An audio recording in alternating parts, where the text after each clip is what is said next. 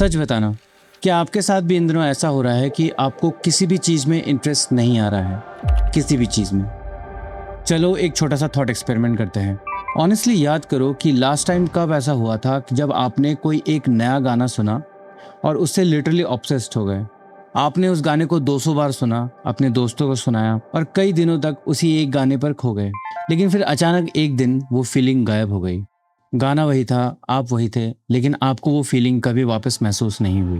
क्या गाने में कुछ बदला? नहीं। तो फिर बदला क्या? आपके ब्रेन ने उस गाने को प्रेडिक्ट करना सीख लिया था। उसे उस गाने का हर लिरिक्स, हर बीट, हर नोट याद था। और जब ब्रेन को सब कुछ पहले से पता होता है तो वो एक्साइटेड होना बंद कर देता है। लेकिन सबसे डेंजरस बात यह है कि ये सिर्फ आपके एक गाने के साथ नहीं हुआ। प्रॉब्लम यह है कि धीरे धीरे आपका ब्रेन ऐसे ट्रेन हो चुका है कि अब आपको वही चीज़ें पसंद आती हैं जो आपको इंस्टेंट रिवॉर्ड देती हैं। आपका काम, आपकी हॉबी, जो मूवीज और शोज पहले आपको एंटरटेन करते थे, एक एक करके सब प्रेडिक्टेबल हो गए। और जब चीज़ें प्रेडिक्टेबल बन जाती हैं तो एक स्पेसिफिक पॉइंट के बाद ब्रेन इंटरेस्ट फील करना बंद कर देता है।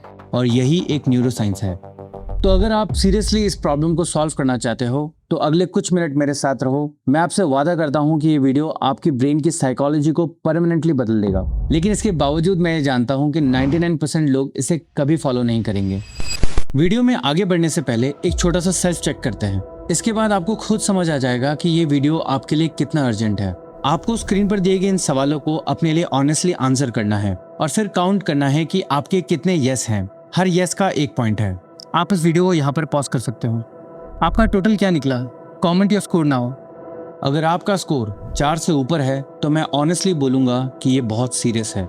लेकिन मैं ये आपको डराने के लिए नहीं कह रहा हूँ। मैं ये इसलिए कह रहा हूँ क्योंकि अब जो मैं आपको इस वीडियो में दिखाने वाला हूँ, अगर आप इस बात को समझ गए तो आप इन सारे प्रॉब्लम्स को अपने लिए परमानेंटली सॉल्व कर सकते हो। सच कहूँ तो मैं ये वीडियो इसलिए बना रहा हूँ क्योंकि ये सारी प्रॉब्लम्स मेरे साथ हुई हैं। मैं पिछले 2 साल से यूट्यूब पर कंटेंट बना रहा हूँ, लेकिन पिछले कुछ महीनों से मुझे वो एक्साइटमेंट फील नहीं हो रही जो मुझे पहले फील होती थी। कुछ टाइम तक मुझे लगा कि शायद मुझे बर्नआउट फील हो रहा है, तो मैंने कुछ दिन का ब्रेक लिया, लेकिन उससे कुछ बदला नहीं। तो फिर मैंने इस पर रिसर्च करना स्टार्ट किया और जो मुझे पता चला उसने मुझे शॉक कर दिया। प्रॉब्लम किसी बर्नआउट की नहीं थी और ना ही प्रॉब्लम किसी मोटिवेशन की थी। एक्चुअल प्रॉब्लम ब्रेन के अंदर एक न्यूरल सर्किट की थी। 1995 में कॉर्नेल यूनिवर्सिटी ने एक स्टडी कंडक्ट की और इसी स्टडी से मुझे पता चला कि हमारी फीलिंग्स एक्चुअली काम कैसे करती है। एक सिंपल सेटअप इमेजिन करो। ओलंपिक्स मेडल सेरेमनी, सिल्वर और ब्रॉन्ज मेडलिस्ट दोनों पोडियम पर साथ खड़े होते हैं। अगर आप सिंपल लॉजिक से देखो तो सिल्वर मेडलिस्ट ज़्यादा खुश होना चाहिए क्योंकि उसने बेटर परफॉर्म किया और ब्रॉन्ज मेडलिस्ट को हराया। लेकिन 1992 के बार्सिलोना ओलंपिक्स के बाद विक्टोरिया मेडवेक, स्कॉट मैडी और थॉमस गिलोविच ने हर मेडल सेरेमनी की वीडियो स्टडी की। फिर उन्होंने कुछ स्टूडेंट्स को बिठाया जो उन एथलीट्स को नहीं जानते थे और उनसे पूछा इनके चेहरों में कितनी खुशी दिख रही है, और उन्हें 1 से 10 के बीच रेटिंग करने को कहा गया। और रिजल्ट एक्सपेक्टेशन से बिल्कुल अलग था। सिल्वर मेडलिस्ट का एवरेज स्कोर 4.8 था, जबकि ब्रॉन्ज मेडलिस्ट का एवरेज स्कोर 7.1 था। मतलब ब्रॉन्ज मेडलिस्ट सिल्वर मेडलिस्ट से ज़्यादा खुश दिख रहे थे। पर ऐसा क्यों? क्योंकि सिल्वर मेडलिस्ट के दिमाग में बस एक ही चीज़ थी, मैं गोल्ड पाने से बस थोड़ा सा रह गया। लेकिन वहीं ब्रॉन्ज मेडलिस्ट के दिमाग में अलग थॉट था, मैं मेडल अचीव करने से पीछे रह सकता था। अच्छा हुआ कि ये मुझे मिल गया। Same podium, same achievement level, लेकिन फीलिंग्स बिल्कुल अलग। लेकिन ये जानना आपके लिए क्यों इम्पोर्टेंट है? क्योंकि ये एक सिंपल बात प्रूव करता है जो इस पूरी वीडियो का बेस है। आपकी खुशी, एक्साइटमेंट या इंटरेस्ट सिर्फ रिजल्ट से नहीं आते, ये आते हैं आपके ब्रेन के एक्सपेक्टेशन और रियलिटी के बीच के डिफरेंस से। इसके पीछे का एक्चुअल साइंस मैं आपको आगे वीडियो में बताऊंगा, लेकिन पहले आप इस बात को समझो। इंटरेस्ट कोई फीलिंग नहीं होती। जैसे हैप्पीनेस होती है, सैडनेस होती है, वैसे इंटरेस्ट नहीं होती। इंटरेस्ट एक प्रोसेस है, आपके ब्रेन का एक केमिकल और मैकेनिकल प्रोसेस। आपके ब्रेन की डीप अंदर एक छोटा सा एरिया है जिसे कहते हैं वेंट्रल टेगमेंटल एरिया। ये एरिया एक केमिकल बनाता है, डोपामिन। जब भी आप कोई नई चीज देखते हो या कुछ ऐसा एक्सपीरियंस करते हो जिसे आप एक्सपेक्ट नहीं कर रहे होते, तो VTA आपके ब्रेन में डोपामिन रिलीज करता है और वो सिग्नल ट्रैवल करता है एक और ब्रेन एरिया तक, न्यूक्लियस एकम्बेंस। यही डिसाइड होता है कि ये चीज इंपॉर्टेंट है या नहीं, इसे दोबारा रिपीट करना चाहिए या नहीं। जब डोपामिन का लेवल ज्यादा रिलीज होता है तो ब्रेन इसे याद रखता है, यहीं से इंटरेस्ट क्रिएट होता है। लेकिन इसके बाद एक और इंटरेस्टिंग चीज होती है। चलो मैं आपसे एक सिंपल सवाल पूछता हूँ, आप रील्स स्क्रॉल क्यों करते हो? जाहिर सी बात है ज्यादा लोग ये कहेंगे कि क्योंकि इसमें मजा आता है, लेकिन ये जवाब गलत है और इसका एक साइंटिफिक प्रूफ है। Doctor Ken Berridge university of Michigan के न्यूरोसाइंटिस्ट हैं। उन्होंने 30 साल से ज्यादा रिसर्च किया है डोपामिन और रिवॉर्ड पे। उनकी रिसर्च ने एक ऐसी चीज प्रूव की जिसकी वजह से मॉडर्न साइकोलॉजी परमानेंटली चेंज हो गई। इस रिसर्च के मुताबिक वांटिंग और लाइकिंग ये दो अलग सर्किट्स हैं ब्रेन में। अगर आपको कोई चीज करना पसंद है तो इसका मतलब ये नहीं है कि आप उस चीज को करना एंजॉय कर रहे हो। एक्चुअली डोपामिन आपको उस चीज को चाहने पर मजबूर करता है और इसीलिए आप बिना रुके 2-3 घंटों तक रील स्क्रॉल करते हो। लेकिन अगर आपसे मैं सीधा सीधा पूछूं कि क्या आपने एंजॉय भी किया, तो शायद ही आप क्लियरली हाँ बोल पाओगे। सच तो ये है कि आप बस रील स्क्रॉल करना चाह रहे थे, आप उसे सच में एंजॉय नहीं कर रहे थे। आप में से बहुत लोगों को इस डिफरेंस को समझना मामूली लग सकता है, लेकिन ये लिटरली लाइफ चेंजिंग है। क्योंकि जिस दिन आप वांटिंग और लाइकिंग का डिफरेंस समझ लेते हो, आप अपनी पूरी लाइफ को अलग तरीके से देखने लगते हो। वो लैविश लाइफस्टाइल जो आपको चाहिए, क्या उससे आपकी लाइफ एक्चुअली बेटर होगी या आप बस चीजों को पाने के ट्रैप में फंस चुके हो? ये सवाल थोड़ा सा अनकंफर्टेबल है, क्योंकि इसका आंसर देने के बाद आप कुछ चीजों को सेम तरीके से नहीं देख पाओगे। अब साइंस का दूसरा हाफ।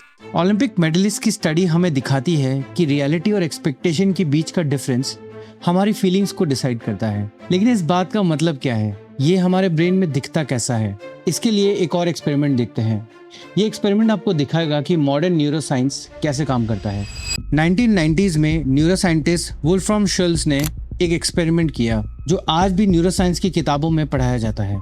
उन्होंने मंकीज के ब्रेन में इलेक्ट्रोड्स लगाए, स्पेशली डोपामिन न्यूरॉन्स पर। फिर उनको किसी रिवॉर्ड की तरह एक स्वीट जूस दिया और फिर उन्होंने उस मंकी के ब्रेन में डोपामिन लेवल्स को रियल टाइम में रिकॉर्ड किया। फेज 1 में जब भी मंकी को रिवॉर्ड मिलता था, डोपामिन स्पाइक करता था। बेसिकली ये ब्रेन का रिएक्शन था, ये बताने के लिए कि ये अच्छा है और इसे याद रखो। यहाँ तक सब एक्सपेक्टेड था। फेज 2 में साइंटिस्ट ने इस एक्सपेरिमेंट के अंदर एक प्रेडिक्टेबल पैटर्न इंट्रोड्यूस किया। अब वो लोग उस मंकी को रिवॉर्ड देने से पहले एक लाइट बल्ब ऑन करते और इसे जब उन्होंने बार बार किया तो कुछ अनएक्सपेक्टेड हुआ। मंकी के ब्रेन में रिवॉर्ड मिलने पर डोपामिन अब स्पाइक नहीं कर रहा था। डोपामिन अब लाइट ऑन होने पर स्पाइक करने लगा।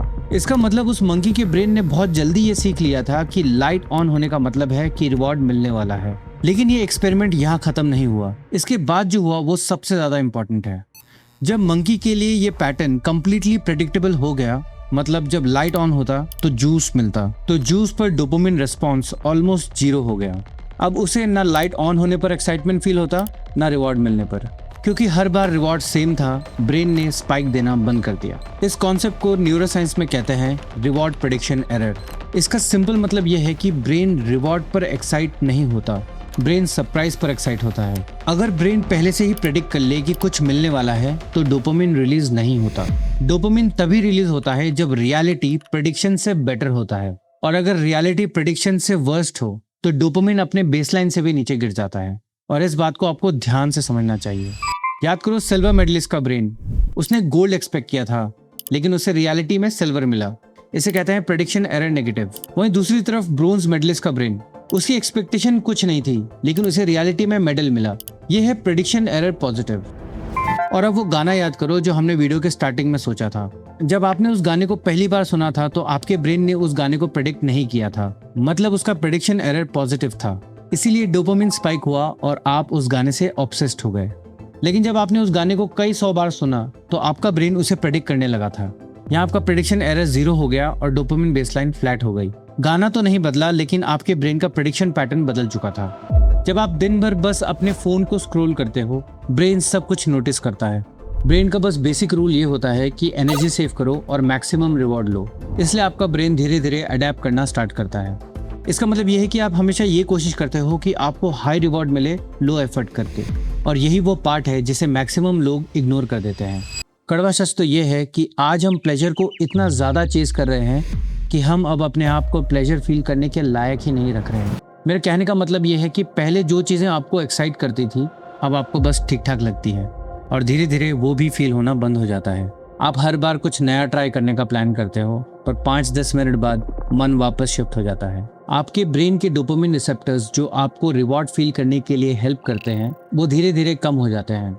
इस प्रोसेस को न्यूरोसाइंस में डाउन रेगुलेशन कहते हैं। प्रेडिक्शन ट्रैप और डाउन रेगुलेशन के कॉम्बिनेशन से ये वाली स्टेट बन रही है जो आप और मैं फील कर रहे हैं, जहां हमें कोई भी चीज़ अब इंटरेस्टिंग नहीं लग रही। क्लिनिकल साइकोलॉजी में इसके बाद एक और एक्सट्रीम स्टेट आता है जिसे कहते हैं एनाडोनिया।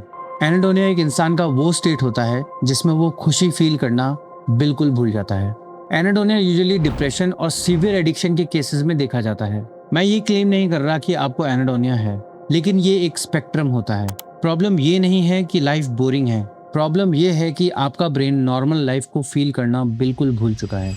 आपको हमेशा ये पता होता है कि आपको क्या करना है, आपको हमेशा ये पता होता है कि क्या इंपॉर्टेंट है, लेकिन आपको अंदर से कोई पुश नहीं आता, क्योंकि इस पॉइंट पर आप डिसीजन नहीं ले रहे होते। आपका ब्रेन ये ऑलरेडी डिसाइड कर चुका होता है कि ये वर्थ इट है या नहीं, और इसीलिए धीरे धीरे आप आसान चीज़ों की तरफ शिफ्ट होने लगते हो, उन चीज़ों में जिन चीज़ों में डिस्ट्रैक्शंस भरी पड़ी हैं। इसलिए जब भी आप ये कहते हो कि मुझे अब किसी भी चीज़ में इंटरेस्ट नहीं आ रहा, रियलिटी एक्चुअली ये नहीं होती कि आप इंटरेस्ट लूज कर रहे हो। एक्चुअली अब आपका ब्रेन इंटरेस्ट असाइन करना बंद कर चुका है, और उसे वापस एक्टिवेट करने के लिए आपको सिर्फ मोटिवेशन नहीं, पूरा सिस्टम रिसेट करना पड़ता है। और ये रिसेट कैसे होता है, यही सब गलतियां करते हैं, क्योंकि हम सब अभी भी अपने ब्रेन के डिजाइन को नहीं समझ पाए हैं, जो लाखों साल पुराना है। कंपनियां बिलियंस ऑफ डॉलर्स इन्वेस्ट करती हैं आपकी अटेंशन और आपके डोपामिन से प्रॉफिट कमाने के लिए। इनसे आप सिर्फ विल पावर से नहीं जीत सकते। देखो, सबसे पहले जो चीज़ इंपॉर्टेंट है वो है सेल्फ अवेयरनेस, लेकिन उसके साथ और एक स्पेसिफिक प्रोटोकॉल भी है जिसे यूज करके आप अपनी ब्रेन की बायोलॉजी को वापस ट्रेन कर सकते हो। इस 3 हफ्ते के फ्रेमवर्क को डिजाइन किया गया है multiple research paper on addiction and behavioural psychology को यूज करके। इसमें 3 स्टेप्स हैं: सब्सट्रैक्ट, रिवायर एंड फाउंडेशन। अब हम इसे एक एक करके समझते हैं। सब्सट्रैक्ट, आपको ऐड नहीं करना, आपको सब्सट्रैक्ट करना है। इसका क्या मतलब है? आपका सबसे पहला काम है हाई स्टिमुलेशन को कट करो कंप्लीटली।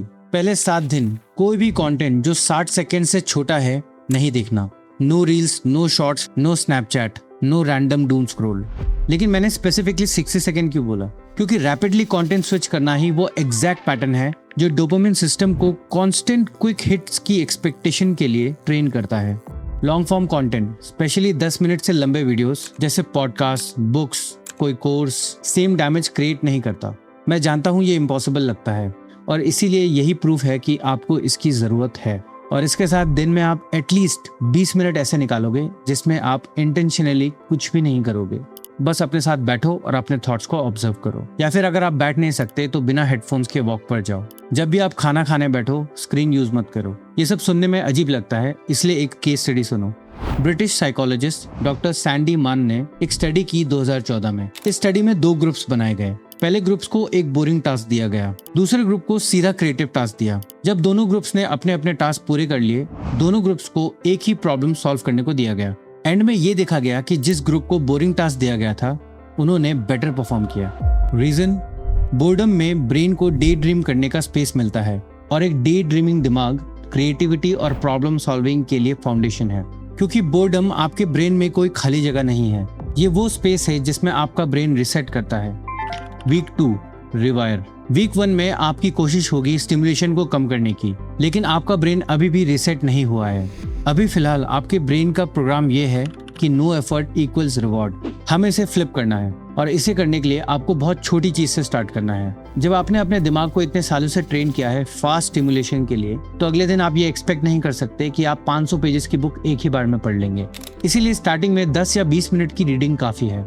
आइडिया ये है कि आपका ब्रेन एक नया पैटर्न सीख रहा है। कोई भी एफर्ट करने के बाद जो आपको मिलता है वो रिवॉर्ड होता है, उससे पहले नहीं। और इसके साथ साथ अपने लाइफ में एक कंट्रोल सरप्राइज ऐड करो। आपको इसमें रिवॉर्ड प्रेडिक्शन एरर को यूज करना है। ब्रेन सरप्राइज पे एक्साइट होता है, लेकिन मीनिंगफुल सरप्राइजेस, स्क्रोलिंग वाला कैओस नहीं। एग्जाम्पल, आप ऑफिस या कॉलेज जा रहे हो तो किसी नए रूट से जाओ। किसी पुराने दोस्त को कॉल करो जिससे आपने कई सालों से बात नहीं की। कोई एक नई स्किल सीखने का कमिटमेंट लो। मतलब आप स्लाइटली कुछ ऐसा अनकंफर्टेबल ट्राई करो जिसे आप हमेशा अवॉइड करते थे। ये एक एक्टिव एक्सप्लोरेशन मोड एक्टिवेट करता है आपके ब्रेन में, और यही वो जगह है जिसमें आपके ब्रेन में इंटरेस्ट वापस जन्म लेता है। Week 3, foundation.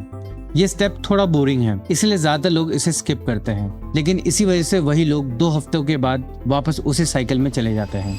यह है आपकी नींद। आपको बिना किसी कॉम्प्रोमाइज के कम से कम 7 से 8 घंटा अपनी नींद पूरी करनी है। जैसे एक हैवी वर्कआउट सेशन के बाद आपके मसल को रिकवर करने के लिए एक अच्छी नींद सजेस्ट की जाती है, उसी तरह आपके ब्रेन के मसल को भी नींद की जरूरत होती है रिकवर करने के लिए। मतलब अगर आप सिर्फ 5-6 घंटे सोते हो तो आप अपने पहले और दूसरे हफ्ते की सारी मेहनत को आधी कर रहे हो। स्लीप के भी कुछ रूल्स होते हैं। पहला कि आप जिस रूम में सोते हो उस रूम में आपका फोन नहीं होना चाहिए, और अगर आप उसे किसी और रूम में नहीं रखना चाहते तो कम से कम अपनी पहुंच से थोड़ा दूर रखो। और एक और चीज, real world interactions, face to face conversations, nature, physical movement, ये सब आपके ब्रेन में स्लो डोपामिन बिल्ड करते हैं। इस बात को समझना जरूरी है कि ये सब ओवरनाइट नहीं होगा, क्योंकि आपने अपने ब्रेन को इतने सालों से ट्रेन किया है हाई स्टिमुलेशन के लिए, तो उसे अनट्रेन करने में भी कम से कम 4 से 6 हफ्ते लगेंगे। पहले 7 दिन सबसे डिफिकल्ट होंगे, लेकिन उसके बाद आपको मोमेंटम मिल जाएगी। अगर आप इस वीडियो में यहाँ तक पहुंच चुके हैं तो आप उन 1% लोगों में हो जो सीरियसली अपनी लाइफ में कुछ चेंज करना चाहते हैं, और इसीलिए आप लोगों के लिए 2 चैलेंजेस हैं। वीडियो की स्टार्टिंग में आपने अपना जो स्कोर चेक किया था उसे कमेंट में मेंशन कीजिए। आपका चैलेंज ये है कि आपको इस 3 वीक के प्रोटोकॉल को यूज करना है और अपना स्कोर 0 करना है। हर 7 दिन के अपने पहले चैलेंज के बाद आपको वापस आना है और अपना स्कोर अपडेट करना है। मैं पर्सनली आपके स्कोर के साथ अपडेटेड रहूंगा। क्या आपको पता है कि एक स्टडी के मुताबिक दुनिया में सिर्फ 20% लोगों को ये पता होता है कि उनका असली पैशन क्या है। तो अगर आप भी उनमें से हो जो अपने पैशन को ढूंढ रहा है तो इस वीडियो को क्लिक कीजिए। आई एम श्योर ये वीडियो आपको आपके पर्पस और पैशन को ढूंढने में हेल्प करेगा। मेरी हमेशा ये कोशिश रहती है कि आपको ऐसा कंटेंट दिखाया जाए जिससे आपको ग्रोथ मिले, और अगर आपको मेरे एफर्ट्स थोड़े भी अप्रिशिएटिंग लगते हों तो चैनल को लाइक एंड सब्सक्राइब कीजिए। Thank you and I will see you in the next one.